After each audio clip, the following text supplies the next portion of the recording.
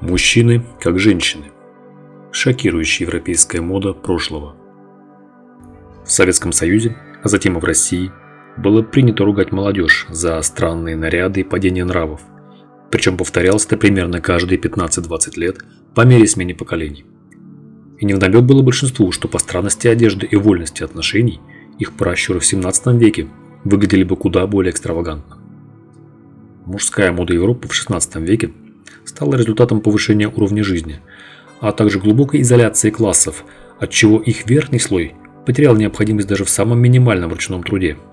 В результате мужской образ стал более близок к женскому, как в одежде, так и в поведении. Неписанные правила внешнего вида обязывали аристократа выглядеть таким образом. Носить каблуки, доходящие до 14-15 см, чтобы визуально удлинять ноги. Но это делало затруднительной ходьбу. Высота каблука подбиралась по вкусам владельца, но иногда их любили и высокие люди, например, французский король Людовик к своим 190 см роста добавлял еще 12 см каблуками. Носить красный каблук, как современные лабутены, дозволялось только крайне высокородным людям. Обязательно было иметь парик из натуральных волос, которые щедро посыпали пудрой и украшали бантами. Настоящие волосы брили либо коротко стригли. Мужчины пользуются пудрой и румянами, стремятся матировать кожу до эффекта бледности, создать чехоточный румянец на щеках. Используют накладные мужские, подводят ресницы для пикантности образа. Самой красивой частью тела считались ровные и развитые икры. Поэтому мужчины носят короткие бриджи, украшенные бантами, а икры подчеркивают белыми гольфами или лосинами, нередко подкладывая имитацию мощных мышц на внутренний слой. Руки украшаются перстнями, а от холода аристократы прячут их в меховые муфты. Изобретенные во Франции одеколоны стали настоящей бомбой в высшем свете всех стран, и мужчины не только пользуются ими, но иногда принимают даже целые ванны с ароматическими водами. Аристократия носит свои доходы на плечах. Так говорили тогда, имея в виду, что наряды стоили огромных денег, а уж королевские одежды украшались таким числом бриллиантов и золота, что по стоимости превосходили бюджеты целых провинций. Дворянину надлежало иметь не менее 3 десятков костюмов по числу дней месяца. Менять их необходимо было ежедневно. Близкие к свету люди переодевались по несколько раз в день, за чем следил специальный человек, а также несколько слуг, которые помогали облачаться. В середине правления Луи XIV появился специальный указ об обязательной смене одежд по сезонам. Весной и осенью следовало носить одежду из легкого сукна, зимой из бархата и атласа, летом из шелка, кружевных газовых тканей. Женственность облика была настолько очевидной и популярной, что мужчинам надлежало носить именно женские цвета – розовый, кремовый, манго или аквамарин. Обилие кружев, бантов, вышивки густо покрывали костюмы даже самых суровых вояк. Страсть к кружевам приняла такие размеры, что в XVII веке во время 30-летней войны специально заключались кружевные перемирия, чтобы господа военные успели постирать свои пышные воротники и манжеты и просушить их, развесив на мушкетах. Все это отразилось на нравах и этикете. Его нюансы, внимание к мелочам стали целой наукой, которая позволяла вести тончайшую игру намеков и быстро понять людей своего круга, которые усваивали эти правила с детства.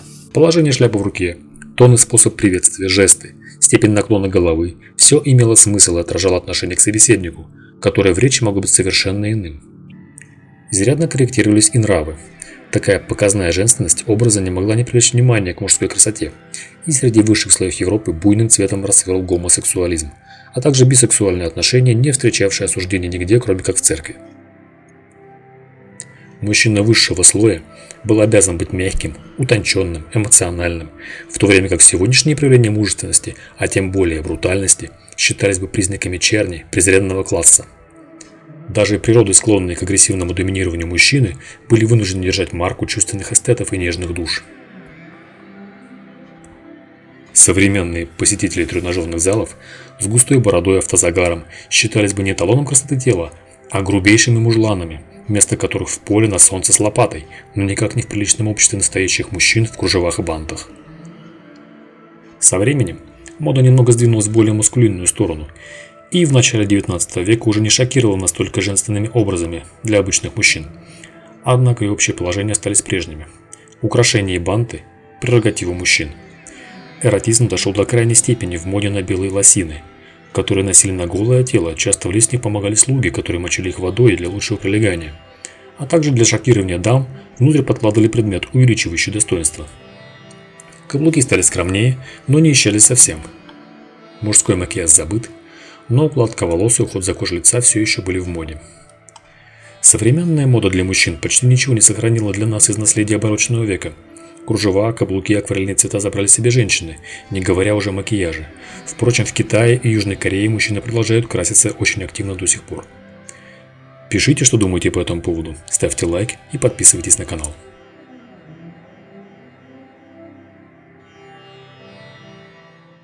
Дорогие друзья, критики и те, кто видит мои видео впервые, хочу анонсировать вам перезапуск Boosty и Patreon на моем канале. Не секрет, что YouTube довольно жесткая система со строгой модерацией, как с точки зрения правил поведения, так и тематики видео. Многие темы являются табуированными, закрытыми, не подлежащими обсуждению, что сильно сковывает тематику. И поэтому на Boosty для россиян и на Патреоне для иностранных зрителей будут свободные видео на те темы, раскрытие которых на YouTube будет невозможным и грозит всевозможными карами. Например, есть ли отличия в интеллекте у разных расовых типов, красивы ли дети от браков разных народов или это миф, почему женщины предпочитают иностранных мужчин и как с этим связана биология, и вообще как ведется половой отбор и наследуются признаки, какова роль разных народов в революциях и войнах прошлых веков, почему Гитлер истреблял евреев, была ли советская власть благом для русского народа или истребила его, существует ли черный расизм, и многое-многое другое. Подписывайтесь на Boosty и Patreon и получайте доступ к эксклюзивному контенту и обсуждениям.